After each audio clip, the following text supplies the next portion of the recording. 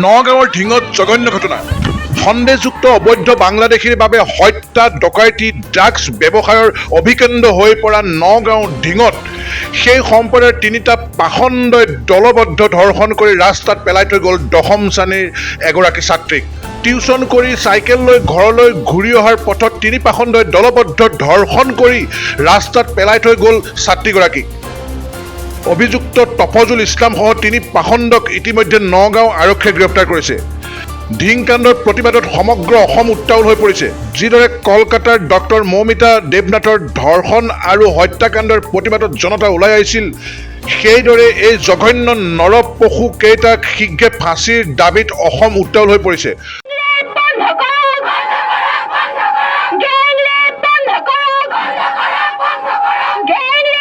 নাযাওঁতে আজি পুনৰ ঢিঙৰ নিচিনা এখন জাগাত এজনী নাবালিকা ছোৱালীক ধৰ্ষণ কৰি পেলাই থৈ গৈছে ইয়াৰ বিৰুদ্ধে আমি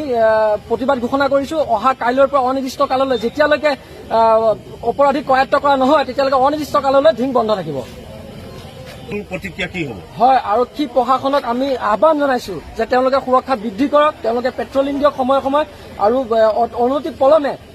অপৰাধী কৰায়ত্ব কৰক অন্যথা ঢিং আঞ্চলিক ছাত্ৰ সন্থাই ইয়াতকৈও তীব্ৰভাৱে প্ৰতিবাদ সাব্যস্ত কৰিব অবৈধৰ পৰা চলে চক্ৰান্তৰে বৈধ হোৱা বাংলাদেশীৰ এনে জঘন্য অপৰাধৰ প্ৰতিবাদত শিৱসাগৰত ওলাই আহিছে অসমীয়া খিলঞ্জীয়া মুছলিম সম্প্ৰদায়ো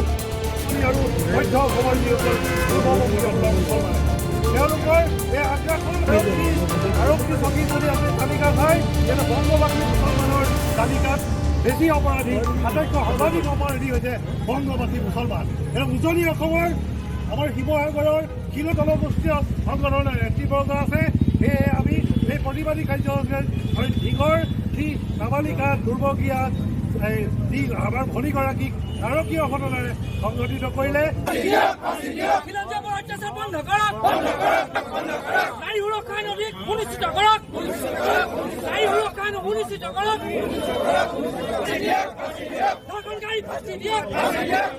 দপদপনি মিয়াৰ দপদপনি কোনো কাৰণতে সহ্য নকৰো স্পষ্টভাৱে কৈছো উজনি অসমৰ যিমানখিনি মিয়া আছে এই মিয়াখিনিয়ে কিন্তু এতিয়া তালি টোপোলা বান্ধি ইয়াৰ পৰাই যাওকগৈ নহ'লে কিন্তু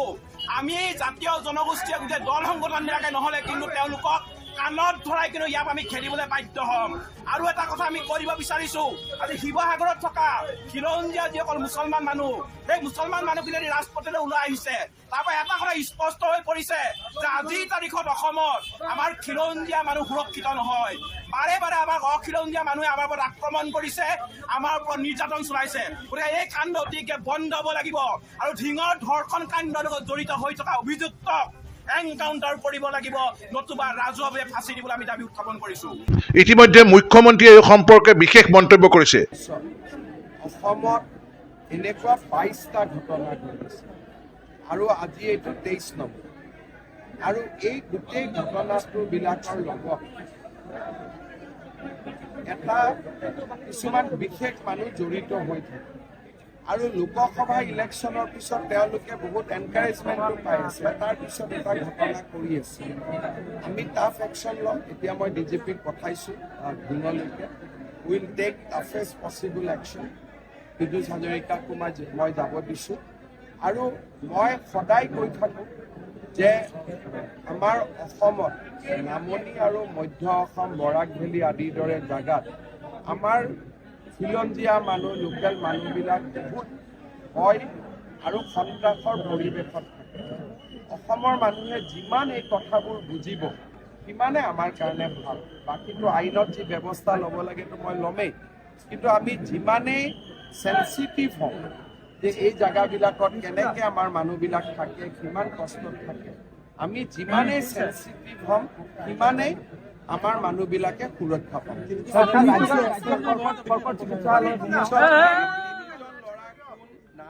এজনকতো এৰেষ্ট কৰা হৈছে, বাকী দুজনৰ নামো আপোনালোকে পাই যাব। মটৰচাইকেল এখনত উঠি আহি আছিলে, কিন্তু ঢিঙত এইটো ঘটনা এইটো ফাৰ্ষ্ট নহয়। স্প্ৰে গেং হৈছে আৰু হৈয়ে থাকে। যি জাগাত আমাৰ কিলতীয়া মানুহ মাইনৰিটি হৈছে, সেই জাগাত আমাৰ মানুহবিলাক সদায় সমস্যা। কিন্তু আনফৰ্চুনেটলি যিবিলাক জাগাত আমি মেজৰিটি, তাৰ মানুহে এই মানুহখিনিৰ কথাটো অনুভৱ নকৰে। যেনেকে আজি অসমত কিবা এটা ঘটনা হ'লে অসমীয়া বঙালী কৰি লয়, কিন্তু কোনো বঙালী মানুহে ছোৱালীক ওপৰত হাত নিদিয়ে। কিন্তু আমাৰ মানুহখিনিয়ে চিন্তা কৰি থাকিব বঙালী, বঙালীয়ে চিন্তা কৰি থাকিব অসমীয়া, অসমীয়াই চিন্তা কৰি থাকিব মাৰোৱাৰী, মাৰোৱাৰীয়ে চিন্তা কৰি থাকিব হিন্দী ভাষী।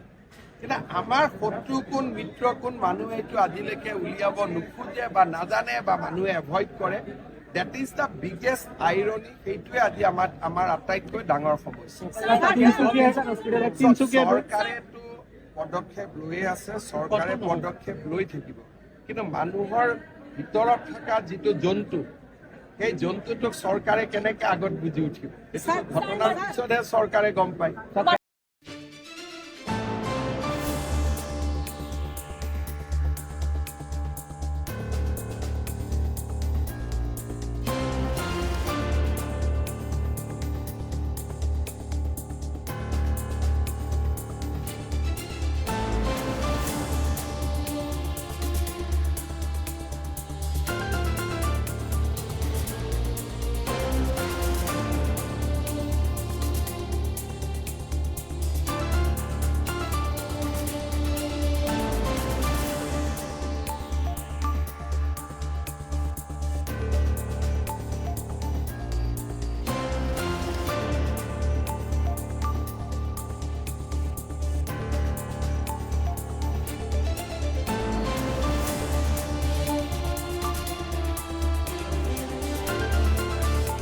News desk report E24 live breaking.